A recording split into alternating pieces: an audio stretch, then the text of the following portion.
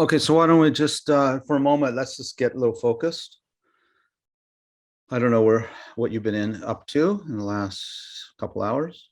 Let's just see if we can not be in the past, not be in the future.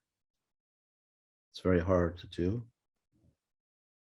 Be in the present, that's very hard to pinpoint. But just be here. And as Lama Yeshe has said in some earlier quotes, that when you know your mind, then control follows naturally. So you don't have to do anything special right now. Just look inward, see where your mind is at right now. And you're not trying to change it or anything. You're just acknowledging it, observing it. The mind itself.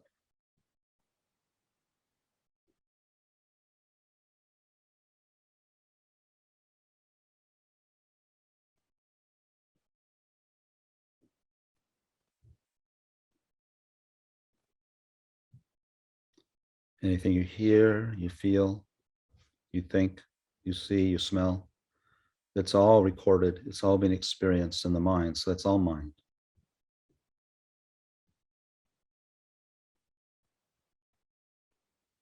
We think it's out there, and that's part of the problem.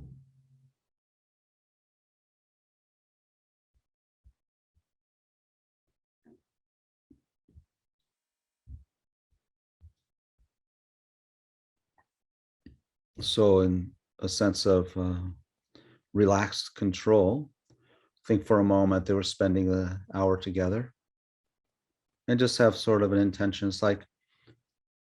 It's sort of like when someone entering medical school who has the intention to maybe join Doctors Without Borders or something, or a hospital setting. So what he or she's doing as part of their medical study is with the intention to be a benefit later on. So that's what we're doing. We're training now with the idea that will benefit others. And benefit how is to benefit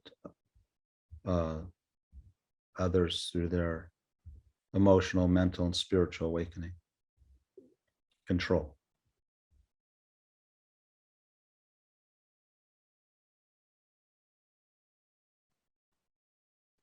When we have control, then we can help others. Okay. Thank you, everybody. And good evening again. Anything that I need to? We had a. Did we have? I had a request last time from Nathaniel, kind of a request about karma. But before we go there, I talk about what that is all about and how it's psychologically relevant. Did anyone have anything they wanted to clear up or say about carried over from earlier weeks or last week? This is our last meeting, I believe, right, Paula? Yeah. Anything? Okay. Okay. So, was there any little homework last time? Anyone remember? No, I let you off the hook. Okay. That was the week before, or was it? That was the week before. Okay. I think because we ended last week with a question by Nathaniel, and I don't remember the question exactly. He was asking what about karma, and it was a. Does anyone remember the question? I remember saying I'll present something about karma next time. Well, let's. You said that you wanted to discuss the difference between karma's conception in the West and actual, like what karma actually is. Great. Okay. So the myth of karma in the West. Oh, okay, good. Which is a big topic, right? I mean, that one we're going to maybe we'll have a class this summer, maybe, right, Vanessa? Maybe we will. And I think Vanessa, that resonated for her about the myths of karma. So let me talk about, I do want to talk about that. So, you could think, what does that have to do with becoming your own therapist? Does anyone have an idea why it's relevant to become your own therapist in karma? Well, you said that the monk that was schizophrenic and passed away because of it, it was karma from his past life. That's right. That's right. So we have to carry karma from our past lives in this life. And Right. perhaps to become our own therapist, we have to have an understanding of that karma in order to have control of our mind. Right. Great. Thank you. Yeah. So, an interesting angle there is when we start looking at it's a law of karma, like, the law of gravity. It's the same category of law or truth. I think law is maybe a better word. And so there's a lot of misconception and that's happened over in just sort of modern culture, right? In the social dialogue about karma ever since, back even the Beatles, John Lennon's Instant Karma. And, we heard about it from, Baba Ram Dass and, anyway, so it started percolating through our culture back in the 60s, probably, when there were pilgrims going to India and starting to find out about these ideas. So karma, the concept, the law, the theory, is relevant to both Hindu and Buddhist systems of thought. Their understanding of karma in terms of the details are a little different. Okay. But that's not, we're not at all concerned about that. But we will talk about the Buddhist concept of karma. It's very vast, it's very extensive, and so obviously we're just going to touch the surface here. So how it's relevant in terms of psychology and how it's relevant in terms of becoming our own therapist, and this is the part, if people are working in mental health, for example, or have tried helping people with emotional mental problems, what you're going to come up against is there's always this question about why isn't it working, right? It's like, why he's been in rehab, 3 times and still can't seem to get a handle on his addiction. There's so much support for bipolar disorder, but yet so many people, it doesn't help. This actual, I've maybe you do too, experience of a couple of bipolar people who are trying everything. And it's very, very hard to get control over, not for everyone who's bipolar, but these particular people, they just, wow, almost suicidal because nothing works in terms of modern interventions. And then we have our monk in Nepal who was schizophrenic and just couldn't get out of it. So when we talk about karma, and the relevance here is that karma means karma. It really means sort of work or action. The word in Sanskrit, it's the same. I speak Nepalese, which is a Sanskrit-based language, and to do something we say garnu, magarchu. I'll do it. Gar comes from the Sanskrit word kar in karma. So it's really this idea about action. Okay, so that's why this becomes sort of a much more philosophical and psychological idea. It's not about fate. Okay, now how it's been presented in our modern culture, maybe not amongst you people, because you may have studied this topic, already to some degree. But generally speaking, we hear about instant karma, or your karma is going to get you, or you got hit, your car got dented, and someone says, "Oh, that's your karma. See, that's because you shoplifted in the store and took that candy bar or whatever," right? That's how it's kind of how it's being presented. These are unfortunate ideas.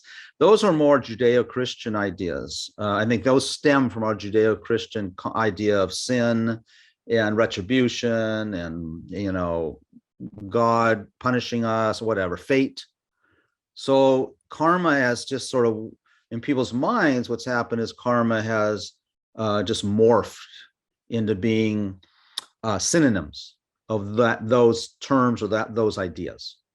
Okay, and it's really not. In fact, karma is in some ways it's much more kind of in your face, because sometimes it's a little bit more refreshing to think that, well, the reason that Ukrainians are being massacred is because of, it's somehow God's will, or something like that, right?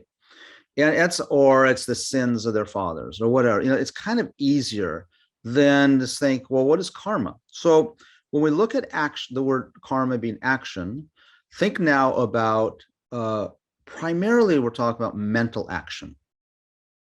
Okay. Now, remember we talked about the nature of the mind, and one of the qualities of one of the qualities or factors of the mind is that it's impermanent. It moves moment to moment. So our minds are never actually stable, which is not entirely true, because you could say, well, how about when I'm in deep meditation, right?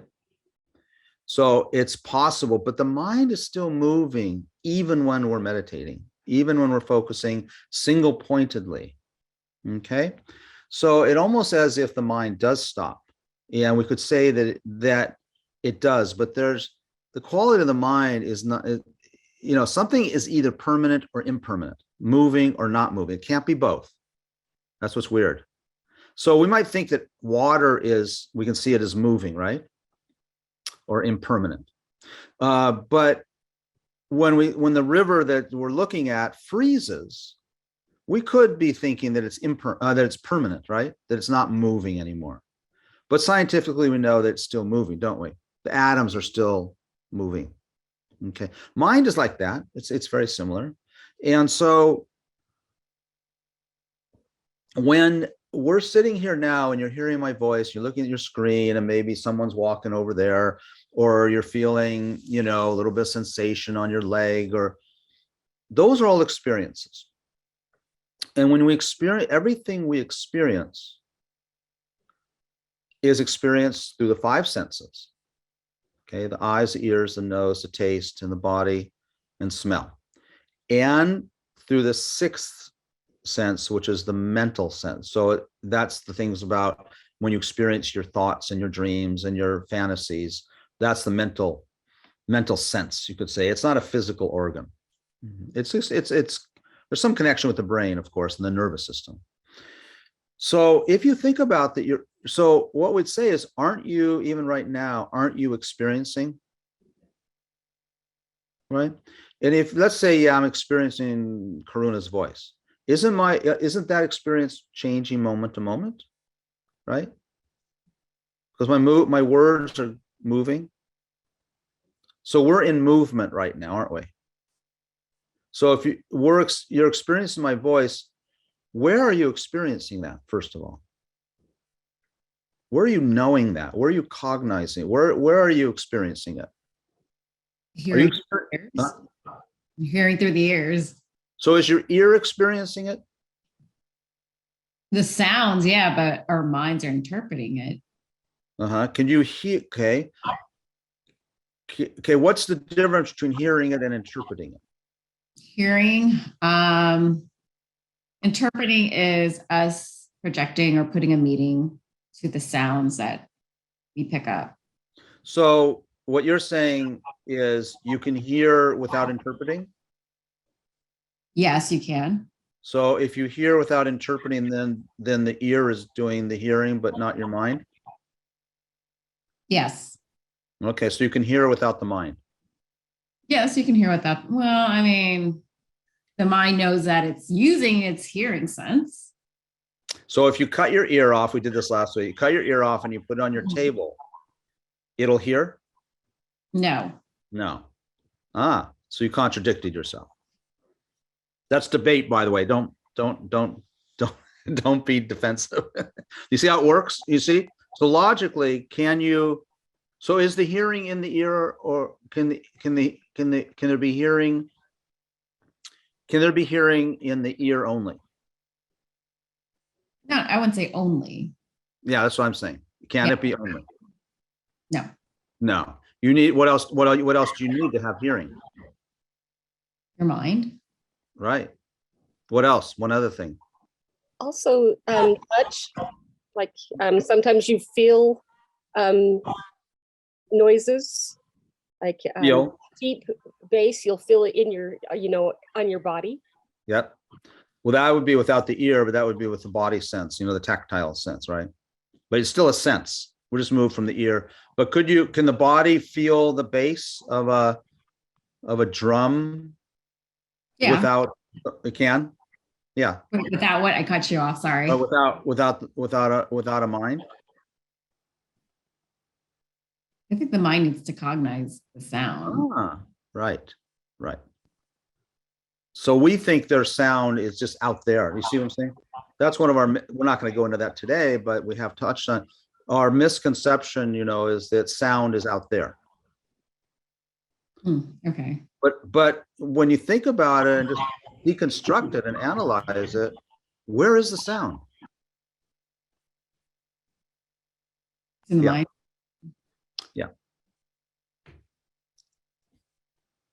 Right?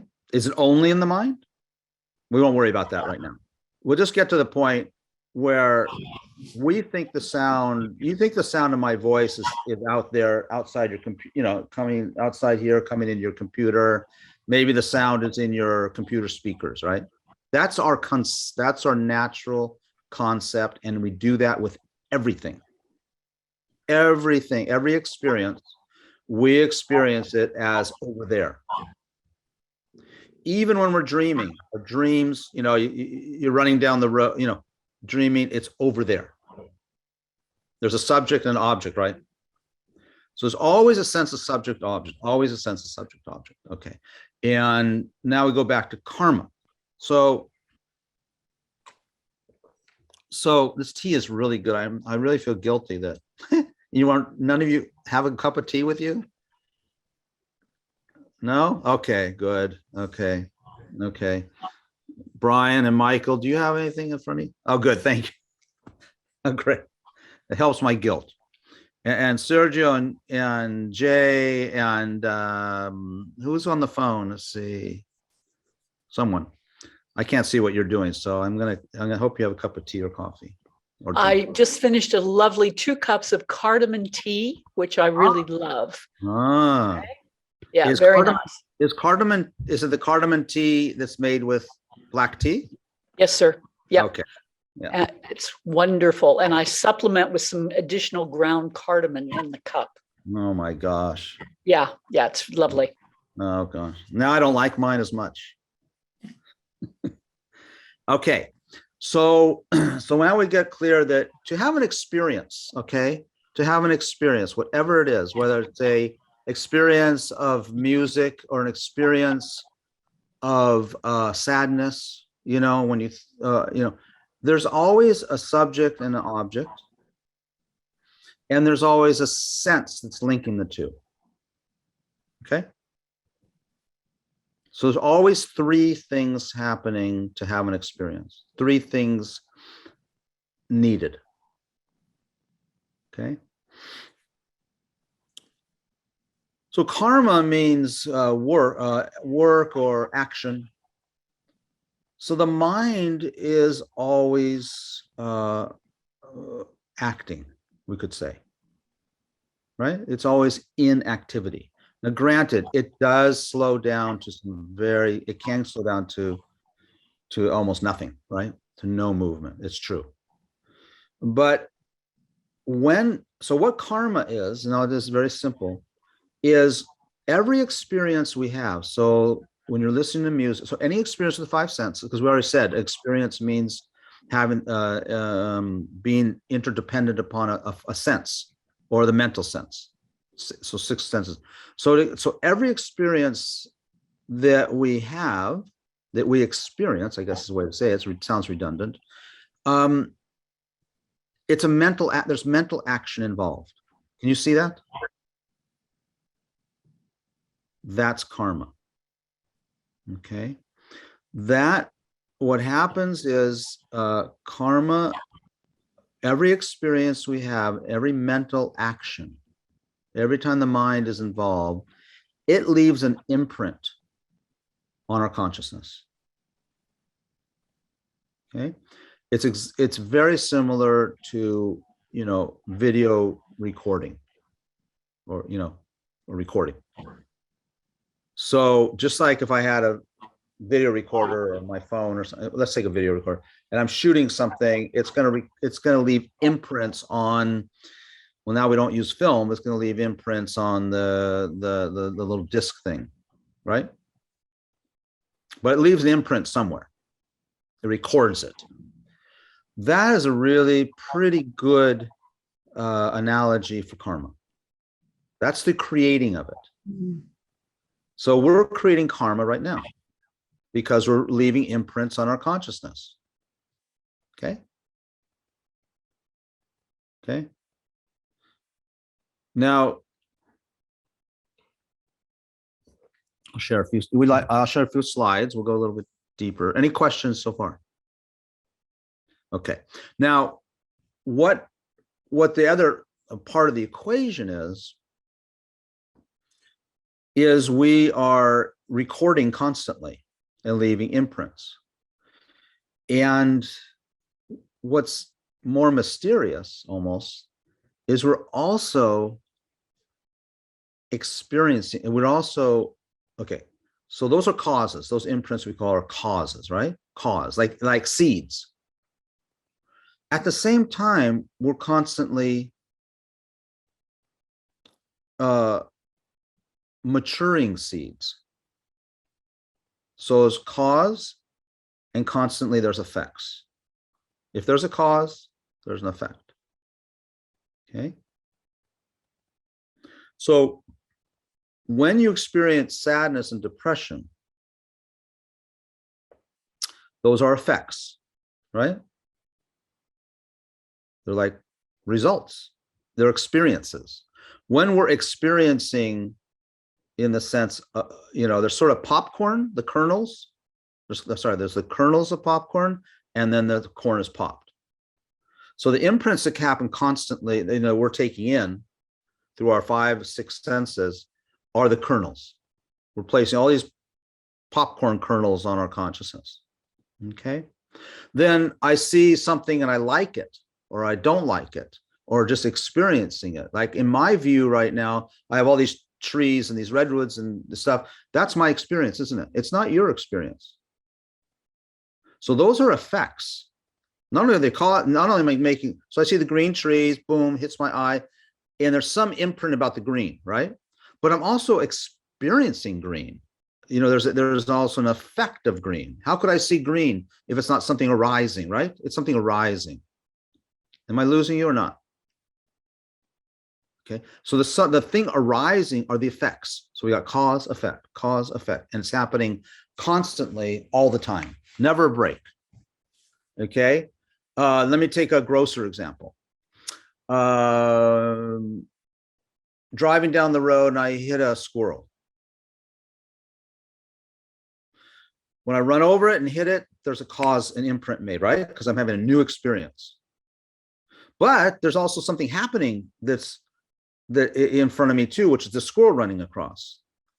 So that is a karmic imprint, a mental imprint that's arising. And the moment I hit it, it's done. That imprint is finished.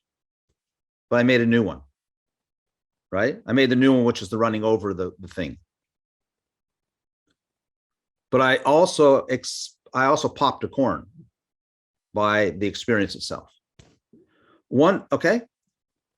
So now remember this, that the reason we're talking about this is in the context of mental activity and mental health, becoming our own therapists, because we have to understand how the mind actually works.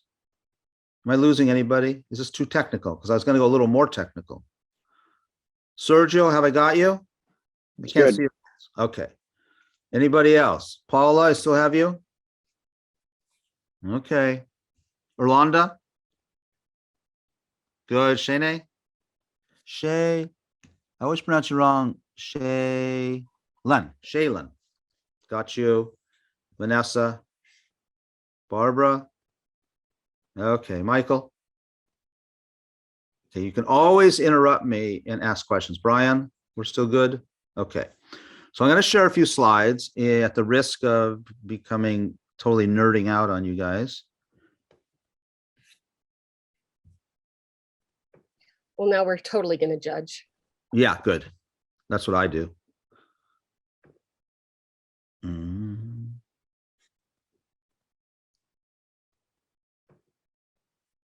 Okay. So I don't want to get stuck in this language. I want to share this with you, but okay. I'm going to do this. Okay. I know this can be really technical, but I think you'll enjoy it. I'll enjoy it. I think you'll be intrigued. So we're talking about things that exist, right? The trees, the computer, the bed, the car, the Tesla, the war in Ukraine, the military aid, the pollution, climate change. These are all existence. So all we have are existence and non-existence, things that don't exist. A thing that doesn't exist is, they often use in the text, the typical one, the horns of a rabbit. Rabbits don't have horns, and non-existent. Okay, so we have existence. And everything that exists, more or less, is either made up of form, which is atoms, molecules, or it's formless, like the mind. Remember we talked about, mind is formless. It's not made up of atoms. That's why the mind is not the brain. Brain is something atomic, molecular. Doesn't say, we're not saying there's not a relationship between mind and brain. That's different than saying mind is brain. If mind were brain, no, let me put it differently. Because mind and brain are separate, there can be reincarnation. Because a brain can't reincarnate, right? It decays and deteriorates. And so if there's reincarnation, it must be something that's not molecular, brainial. Okay. So there's form and formlessness. Space is another formless thing. Okay. Now, products are things that are produced. Okay. So when I hit that squirrel, I mean, rather than saying, well, a Tesla is a product, we know that, right? But it's a good example. It's something produced, isn't it? So when I run over the, maybe I shouldn't say run over the school, that's such a negative thing. Well, it happens. So when I run over the school, that's also something was produced, wasn't it? The experience was produced. What was produced was the death of the squirrel. All sorts of things were produced. Okay. So products, so let's just think about, I just want you to think about all the things. Everything is basically a product. When I get criticized and get defensive, that's a product. In my defensiveness is a product, right? When I feel depressed because I hear about my close relative getting cancer, my father or whatever, the depression is produced, isn't it? Yeah. We don't think it is. I mean, I'm sorry, when I think, the problem in our life, our psychology, is that we don't think it's produced. Or we say,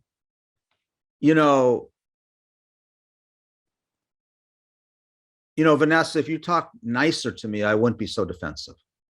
That's how we go through life, right?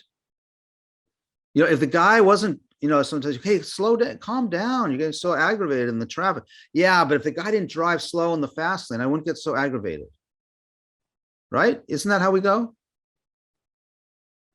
If my house, if you had remembered to lock the door, we wouldn't have gotten burglared.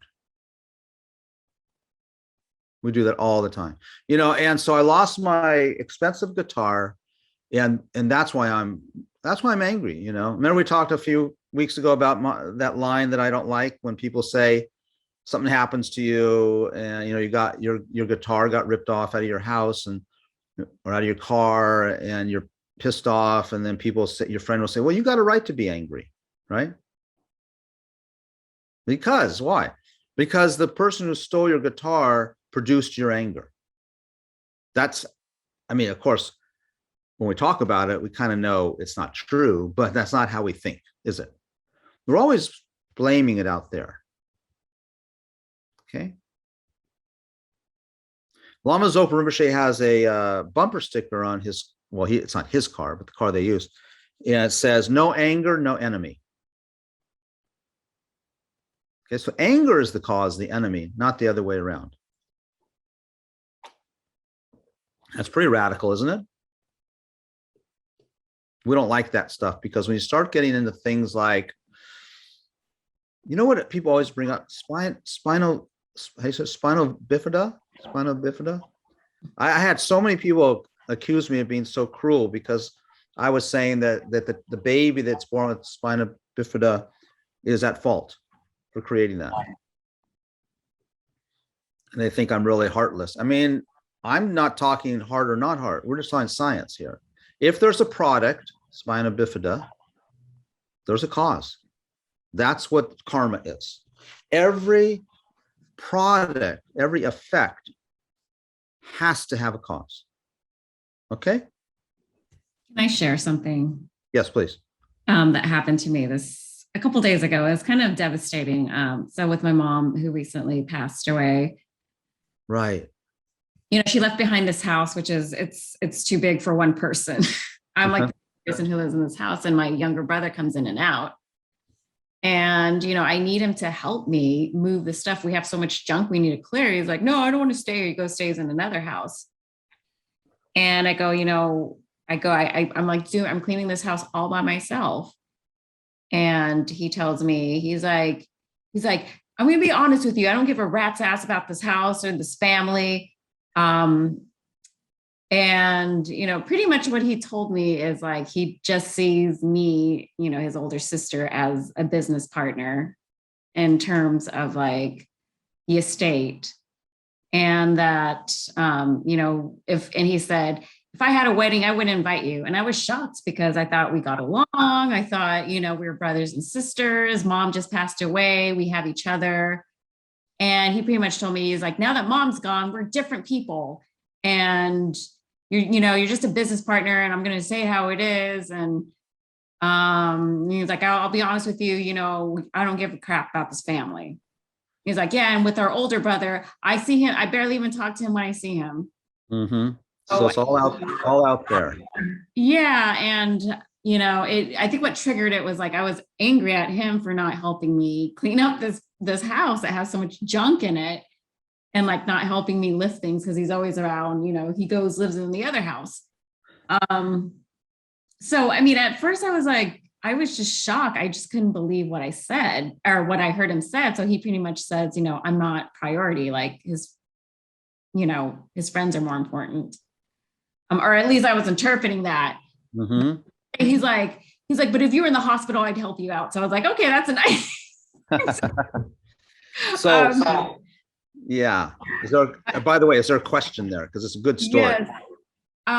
So my question is, I don't know if I'm perceiving, I don't know. I don't really know if I have a question or not, but let me go out on a limb, right? Because I won't have much time. And so we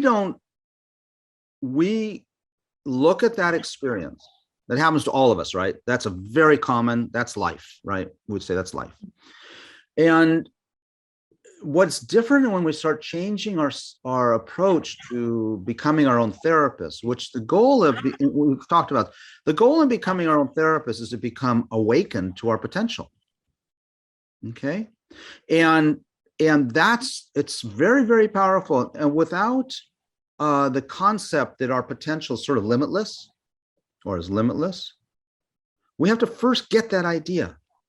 Otherwise, this stuff doesn't really take us very far. So if our goal is a level of happiness, I mean, it's just simple. It's really not that complicated. We're talking about becoming happy because that's what we all want. And we spend every instant trying to be happy, every instant, not necessarily conscious, most of it not conscious, but we're looking for like comfort, well-being, ease. Even when I saw Michael scratching his cheek there, he's doing it for happiness. In our explanation of happiness, happiness is not the right word, I get that, but we want to be satisfied, and we're not even satisfied for even much more than a minute. If we were, why do we get up and get the next thing? Why, if we're satisfied, Like people say, oh, I just love my bed. That's someplace I'm satisfied. Well, then don't get out of bed. But stay in bed long, that's what happens. You get all cramped, you get bed sores, whatever. I mean, I still wonder how John and Yoko spent that week in the bed protesting. I think they got up and when the cameras weren't there or something. I don't know. So what happened with Vanessa's example? So let's go out on a limb here. So Vanessa had this experience like we all have, right? But that entire experience, it looked like her brother was this and her brother was that. But now we have to question, because her brother's shape, her brother's voice, right?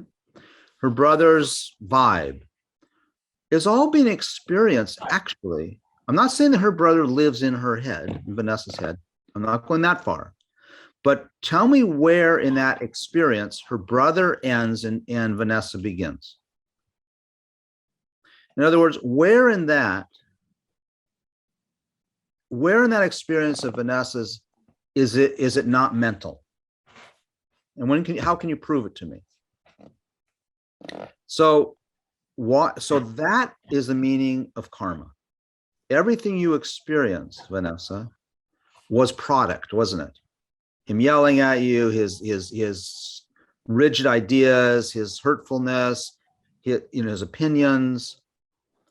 That was all experienced in your head, so to speak, wasn't it? Right. Yeah. So that is the meaning of karma. I mean, I make it sound simple, but that, you see how all those imprints were ripening for you? I wasn't there. They didn't ripen for me. So the effect on that case was what she felt about it, how she experienced it? All of it. Yes. Right. And it goes even deeper. Also, the effect, the effect was all that manifestation, that dream, that movie that played out in front of her. So if she saw it as a movie, she would be closer to understanding karma than what we really do. So that asshole, what's he doing? Right? He's really there doing that. That is false. I mean, everyone will tell you, no, Karuna, that's true. What are you talking about? But we're in a group now here. This group is, we are looking at a different result for our life. And a different result for our life, and we've talked about this, comes from actually understanding reality. When we understand reality, everything becomes easy. You don't get hooked. What if you saw it? You don't have to answer this, but it's more rhetorical. What if you saw it like Lama Zopa sees it? He sees it like a dream or a movie because he's experienced direct experience of reality. Once you have the direct experience of reality, you don't unexperience it. It only grows. It might take 1,000,000 years, but it never goes backward. You don't go backwards. And that's the true definition of a spiritual and a Buddhist, in terms of a Buddhist practitioner, someone who has really, you could say you enter the path when you have that experience. So it's questionable whether we're even on the path or not. Okay. Now that experience to enter the path doesn't mean you have to experience it without conception. You do experience it with conception and thought beforehand. And then that reduces over during your practice, it might be over 2 or 3 years or 2 or 3 lifetimes or 2 or 3 eons, we can't say, but it is first entered into conceptually. And the beauty of this is, since we're all talking about it, and the beauty of it is, if you have any interest in the idea of reality, then you've started because you're having conceptual thought about it. So that means, in a sense, you've entered the path. So we're not talking about Buddhism, right? We're talking about entering the spiritual path to enlightenment or awakening or fulfillment. So would you say seeing reality is being more objective of the situation and not be so emotionally attached? It's that and zillions more, deeper. Yes, it starts with that. You're totally objective. And you're objective about the subject too, because there's always subject object. and we're fixated on object. But when you begin to understand reality, so the nature of reality, or the way, the view that someone is developing it, is that goes back to what I was talking about, that in every experience, there's three things. There's the object, there's a sense faculty of some kind, and there's a subject, the mind. So for Lama Zopa Rinpoche and Dalai Lama and Lama Yeshe and these other great, okay, let me put it differently. So when we experience your brother, Vanessa, we think it's an object only. But in reality, when we're having the experience, those three things are really going on. Okay, there's your fear or shock. So there's a subject and the cognizer of it and all that's going on in you. There's the object, which is your brother doing his thing, right? And then there's your eyes and ears that are maybe your body, all that's taking in all the data. We don't see any of that stuff, right? We're just kind of like, we're always just seeing the object, and we like it or we don't like it. But for Lama Zopa Rinpoche or Lama Yeshe, they don't see it that way. They see reality, which is this interdependency. Because they see the interdependency, they're healthy. You see what I'm saying? How are you going to react? What are you going to react to? Mm. And then, so everything is sort of, there's a dependency going on, not an independency. So when you look at your brother, we see him as independent, outside, existing on his own, under his own power. And this idea of interconnection goes deeper, because then you begin to see that your brother is also driven by his imprints and his ignorance. And all of a sudden he kind of disappears the way you thought of him. He's just a bundle of parts. You know what I mean? But when we see things exist independently on their own, we don't see the parts. Okay? When your brother was standing in front of you, he also had his whole thing of his history, his karmic imprints arising, his hurt, his fears, all from endless lifetimes maybe, or just this lifetime. But we don't see that, right?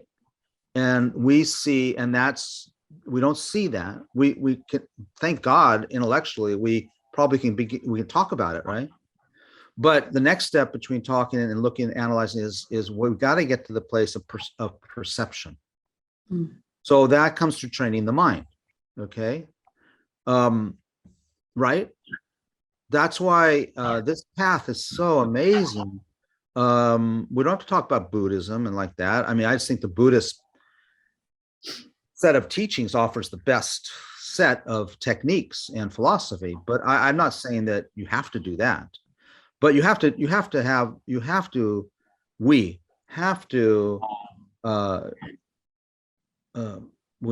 to commit to developing a view of reality. And yeah, Barbara. Oh, I'm sorry. Were you finished? No, I never finished. Oh, I didn't mean to interrupt. No. I go on and on. It's like I'm talking to myself. Sorry. So when you were talking about cause and effect and kind of like this interdependency of those, this interplay, I was thinking of the basic concept of yin and yang, where one contains the seed of the other, and when they kind of give birth to each other. And when I look over at some dramatic things that happened in my life, I think back and I think there was a confluence. There was all this kind of outside pressure coming in, and it wasn't that I was passive or helpless, but it seemed like no matter what I did, I was still heading toward that event. And it's like, you're talking about hitting the squirrel. It's like, how was I on the road at that time? Why was I in that car? Why was I distracted? Why was the squirrel there? And even more dramatic things, that just don't make sense. Is that okay? Is that karma? And is that an okay way to think of it? Definitely. So with karma, we talk about, yes, thank you. So this will help, I think. So with everything, there's cause and there's conditions. Okay. So Vanessa's brother was saying that Vanessa was the cause of his whatever he was saying, why he wasn't inviting her to the wedding is because of her doing this to him when they were 6 years old, whatever. In Buddhist, or in the concept of karma, that is not the cause. Those are conditions.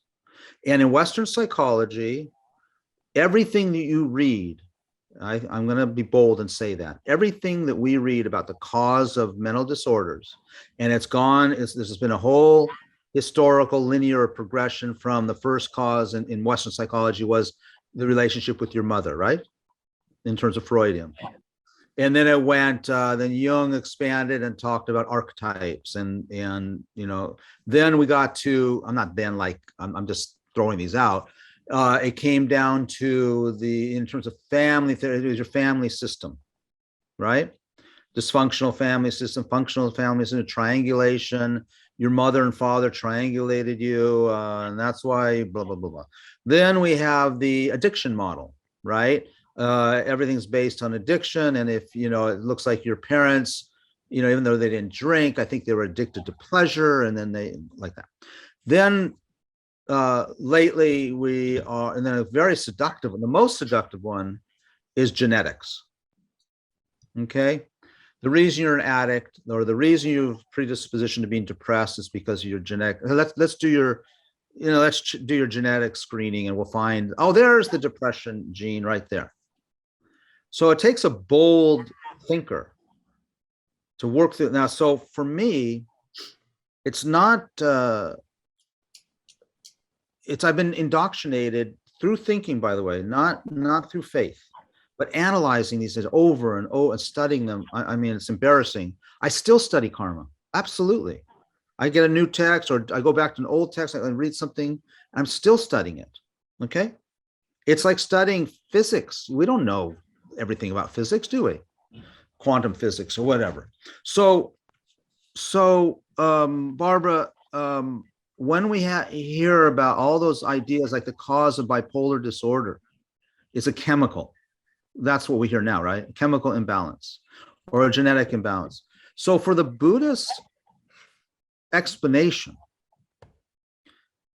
and the sad thing, sorry to say, those are still conditions, because what caused you to have that genetic code? That's karma. Okay, that's karma. Because I don't have it, but my brother does, right? Or I don't have it, but we come from the same family, right? But we know that we have different, people's lives ripen completely different based in their families. Not always, it can be similar.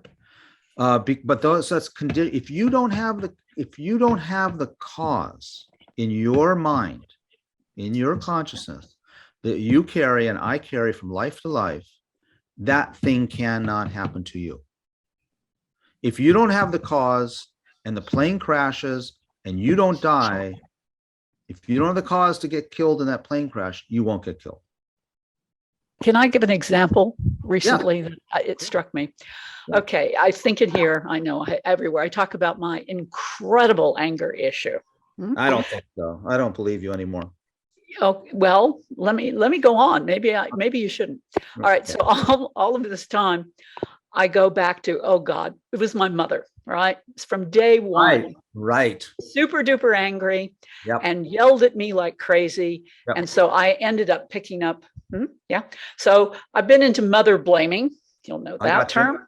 Yep. It occurred to me the other day, recently. Okay, there I was out, in the ether, choosing to parent. I saw my mother's anger. My innate anger tendency was drawn to that energy like crazy. Right. I just looked at that and thought, that's my kind of gal. I'm going there. Yeah. So it's shifted my whole perception and has then, I can't really mother blame. And it's changed my feelings toward her much more affectionately. I chose her because I was attracted to that. Yeah. Yeah. So that's been very therapeutic for me. Very therapeutic. That's the thing. It's very therapeutic. Now, the flip side, so some people, if they don't go far enough, they go, oh, then I can't do anything about it. Right? So we can't leave this talk tonight with that idea. The whole idea of awakening is that you can do something about it. It's not fate. See, fate you can't do anything about. But karma, yes. So we have these imprints. So in Jay's example, she had imprints that drove, that's what drove her to the conditions. And one of the conditions was her mom, her mom and her dad. But that was due to her karmic imprints. I didn't get born in her family. I didn't have those imprints, in that case. So those conditions weren't the right conditions for my karma. Okay. And this is all neutral, by the way. Karma is kind of new. Well, it's not neutral, but what I'm trying to say is it's not designed. We don't have, one thing I would say, Jay, is that in our understanding is you didn't actually have the idea of choice, because that implies control. But everything else you said, I agree with. Your karmic imprints led you directly to her. She was the right person. And also due to a connection probably in previous lives. You have to be, because you weren't born, in Joe Biden's family. You know what I mean? You don't have any connection with his family in that sense. So you have to have a connection as well. So there's a lot of things that go. And by the way, we can't understand this topic. They say that only the enlightened mind understands karma fully. The enlightened mind, he or she, whatever you want to say, if there's a breeze, he can tell you the karmic cause of that breeze that you're experiencing, or why plants have thorns. This is some of the examples they use. We can't do that. We can only hypothesize. But in the case like Jay and Vanessa, wow, you had some powerful experiences. Those were caused by your imprints drove you to be born in that family, and me and my family. Yes, that's karma. And the awakened being has control over those imprints. I'm not saying fully enlightened being. You can just be an awakening being, bodhisattva. When you enter the bodhisattva path, you might not become a Buddha for 3 eons. They say Shakyamuni Buddha, the present, or the historical Buddha, by the time he realized reality, became a bodhisattva, there was another 2 eons, great eons, before he attained full Buddhahood. But during that time, he had control over his rebirths. He could choose his rebirths. That's what we want, because we don't know where we're going. Without control, it's scary. Where the hell are we going to end up? Now let me give we have a few minutes left, right? We have 5 minutes. Okay. I want to share something here. Okay. There's so much we can talk about, but I want to. So mental energy, I'm calling it karma. Actions create imprints. So we're constantly creating imprints. Now, this is something I think Nathaniel was asking last week, or led me to think this is one. So with every imprint on our consciousness, there's certainty, meaning it will ripen unless you get rid of it. And also karmic imprints can magnify, they can increase. Okay. That means like one karmic imprint leads you, this is a true story, by the way, I'll tell it someday when we have more time. One karmic imprint leads you into a bar where you meet some old friends, and you're on your way to a monastery, and the old friends say, hey, come on, let's have a drink. And you have a drink, and then they go, let's go back to our room. We got some good shit to smoke. So they go back to the room, and it's heroin. And this person does, okay, I guess just tonight, to get high with you guys. From that point, he never made it to the monastery. He became a heroin addict, eventually got off heroin and methadone, and died of liver disease when he was, 53 or 4. Very spiritual person, potentially. That's how karma can magnify. And it also can magnify in the positive way, too. You do certain virtuous deeds, they can magnify into all kinds of good rebirths or whatever. One will never experience a result not created by oneself. If you don't create, in other words, if your son did something wrong and then, there's a fire in your house and you say, oh, it's because of his, his karma, I had experienced this fire. That's not right. If you don't have the imprint, you can't experience it. If you have the imprint, only you can experience it. Okay. And the last one, imprints are never, ever, ever lost. And now, good news, we can purify these imprints. That's what spiritual practice is mostly about. Okay. So it's not just fate, but if we don't purify them, we don't know about them, then we're kind of doomed to just be under their control. And for imprints, all happiness and pleasure arise from virtuous imprints. Okay. All painful or unpleasant feelings arise from non-virtue or non-beneficial, non-wholesome imprints. Okay. So all of our experience. So when you experience your brother yelling at you and it is unpleasant, that's due to unwholesome imprints on your consciousness. Maybe through, well, I'm not going to go into the details. We don't know what. So all imprints are either virtuous or wholesome or non-virtuous. And then you might ask the next question, well, what is a wholesome imprint? What's a non-wholesome imprint? And then we get into more and more details. This goes on and on.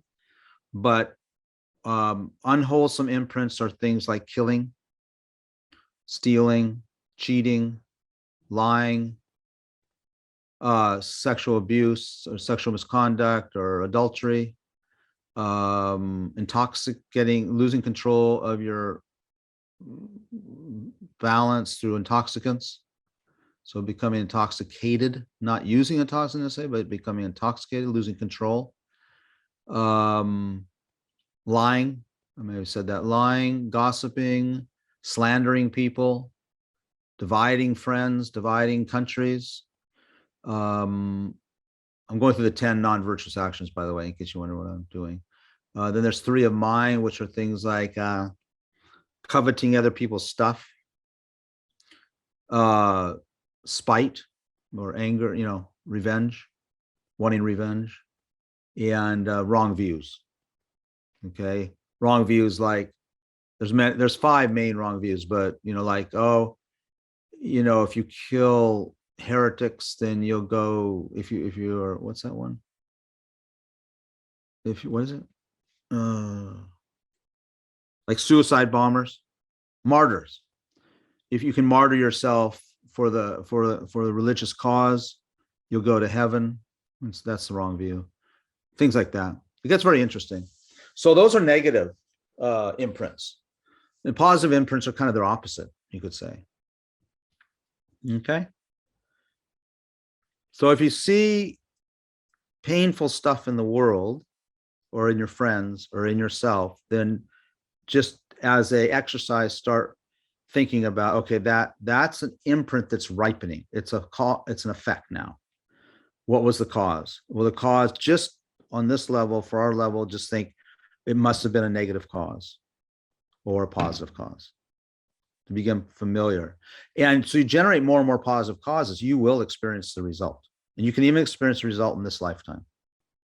Okay. If you don't do anything, then we're just going to experience all these karmic imprints from all these previous lifetimes. Now, there's weight behind these imprints. Now I'm going to go into, and we'll talk about some other time. But like, for example, if you kill something and torture it, the effect of that, the effect is going to be heavier than if you accidentally ran over a squirrel.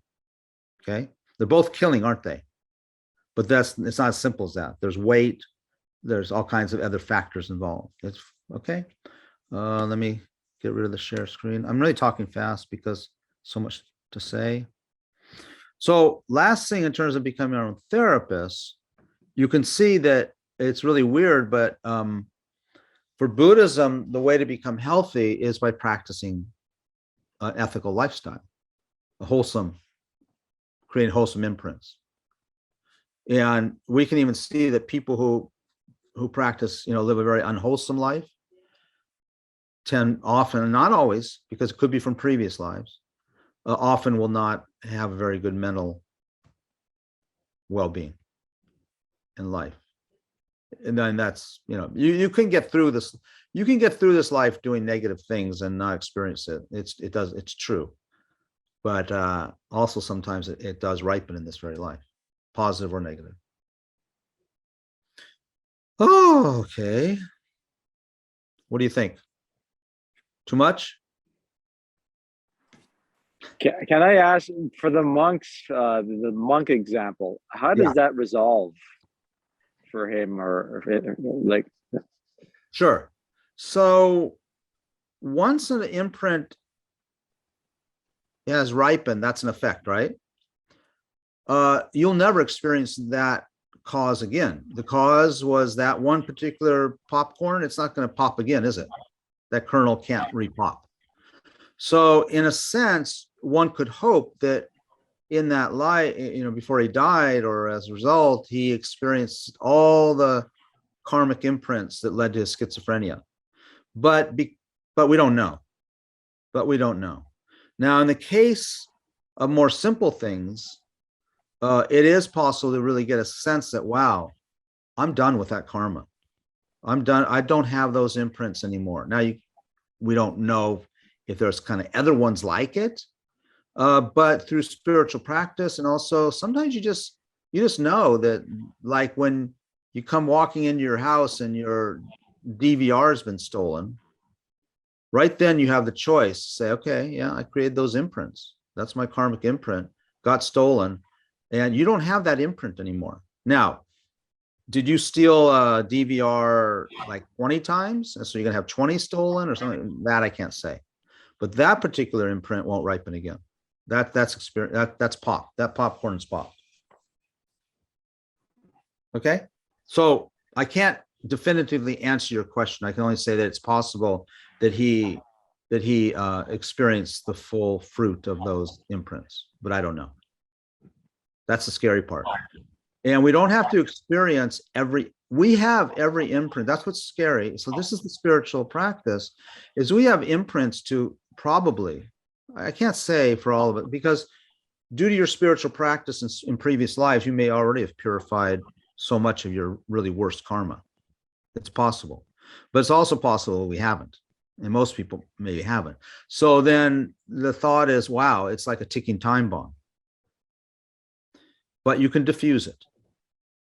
That's the beauty of, and that's what kind of motivates you to practice spiritual, because I don't know, heck, I don't want to trust that when I die, that everything's going to be okay, because I don't know what imprints I've made in many lifetimes.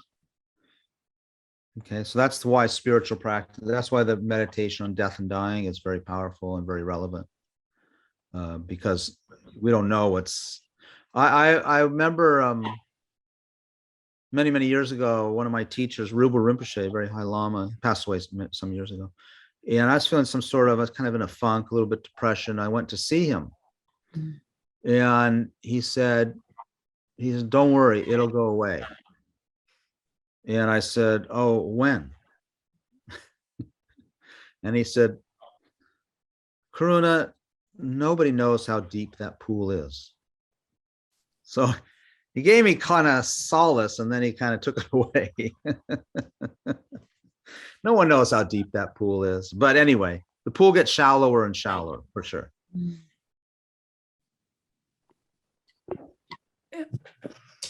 Okay. Awesome. Thank you. Okay. Thank you all. I've got a couple of questions for next time, if I There could. isn't next time. Sorry. This is our last class. I thought there was one more somehow. Okay, I've got that wrong. Is there? Does anybody know, Paola? This is the last. This is the last class. Yeah. There will be. Troy. All right, then I have a suggestion. Yeah. I took the last course on Be Your Own Therapist by Martin Strom. Uh-huh. Something that I don't understand, this course is consistently 1 hour, but it's participatory, and that 1 hour seems to be insufficient. So my suggestion is that be, I see a nodding head there. Hi, Shayla. My suggestion is that be examined by FPMT. That choice, I find that very interesting. Oh, yeah, okay. Okay, so we're going to pass it on to Paola. Please. Oh, okay. She's our it's not really FPMT, it's Thupten Norbuling. Thupten Norbuling is a member of the FPMT, yes. But they design their own programs, and this is their design, right, Paula? Yeah, absolutely. Yeah. Karuna, may I say, we already touched on this with Martin Strom, and we were given, because of the programming at that time, we were given an extra 30 minutes. And at the My start, class? For his or mine? for his, and then when we started this series, I believe I told you that we had the option on an extra 30 minutes here as well. I don't remember that. I remember you said we could go over a little bit. I don't listen very well. It's about 30 minutes. But did everyone understand that? But I was told, did everyone think this was an hour and a half class or an hour class? Did I mess up? no, that's not what I'm saying. I thought it was an hour with like over. What's that? What was that? I missed it. Who was? Okay, anyway. So, Karuna, may I just be clarified to be absolutely clear, because I like to be clear. There is an option on an additional 30 minutes, but it is not a 1 hour 30 class. It is a 1 hour class. That's it. okay. Yeah, it's tricky because sometimes even if people might be signing up for an hour, you know what I mean? And then, so as the presenter, it can be a little, I mean, I don't mind staying longer. Usually that's fine because I talk so much anyway. So, but sometimes in my mind as a presenter, if it's an hour, I think to be sort of respectful, because I do think some people sign up for an hour, right? And they go eat dinner or they go to whatever they do. So Karuna, I agree. And I agree with what you're saying. If it says an hour, that's how it should be. What I'm suggesting that maybe this needs to be re-examined and set up as an hour and a half class, because it's so unrealistic if we participate to be locked into an hour. Well, let me ask, who else besides Martin, were people on other presenters of this topic? Paula, were you on the other ones? No, I see. I wonder how it went, if they felt an hour was too short also or not, besides Martin. Okay, well, yeah. So I'm Paula, if you can just let I don't know who, Dundrup know or whoever. And then as far as future, so you may want to give Vanessa, do you have everyone's email address here? I don't, but I am now the coordinator of FPMT's group in Orange County, Gumpo Lupo. So I invited Karuna to do a similar series like this, 4 weeks, maybe every Tuesday. Myths about karma. So it's going to be structured similarly, but that's going to be in the month of August when Karuna has time. So know how to get in touch with you guys, or if you're on Facebook, there is the or actually, why don't you guys go and just like enter your emails and I'll go ahead and write it down. And also a little bit's my short, I mean, I have a website, and the idea of the website was to announce at least what I'm doing, but honestly, my website person had to retire and it's out of date as of like 3, 4, 5, 6 months. I'm trying to get stuff up there. Personally, I have next week I start another series for another center, and then after that, New York Center, Shanti Davis Center, I'm going to be doing something there. And that's why Vanessa requested me to do something with her group, which I won't have time till August. But if you, what you could do is you can email me rather than go to my site, because I don't, it's not up to date at the moment. So if you ever want to email me, my email address is, the easiest one is Karuna, I got so many email addresses. Karuna@karunagroup.com. Karuna@karunagroup.com or karunacayton@gmail.com. And so we can stay in touch that way. Okay. Or you can contact Tupta Norberling also. They'll get a hold of me. I really enjoyed the time together, and I, we could go on for several more weeks probably. And so thank you very much. Did you get those addresses? There's some written in here. Okay, you did, Vanessa? I did, yes. I got them Okay. all. Okay, and then so let's just take a moment to put some, we're going to put more imprints on our consciousness anyway. So if we're going to do that, why not put good ones on there? Remember that every imprint will ripen eventually, and then due to the power and the strength of them, they'll ripen sooner. One of the heaviest karmas is killing one's mother. And just my own individual research, it seems that, often when I hear about criminals or, who've been prosecuted, convicted rather, of matricide, I kind of pay attention, like, do they die early in jail? And it's very common that they do, either through execution or they get killed or through disease. It's very fascinating. So then the same way that positive karma, saving lives and benefiting others and kindness and generating deep affection for others and care for others, that ripens also. And we can go into that in Vanessa's class in August. So just think for a moment that we dedicate this energy, that all these imprints will ripen in a way that I myself will develop the highest level of wisdom, so I understand clearly what is right and wrong and what is the correct way to help others. So my mind is going to become completely awakened to help others. Just think and dedicate like that for a moment, please.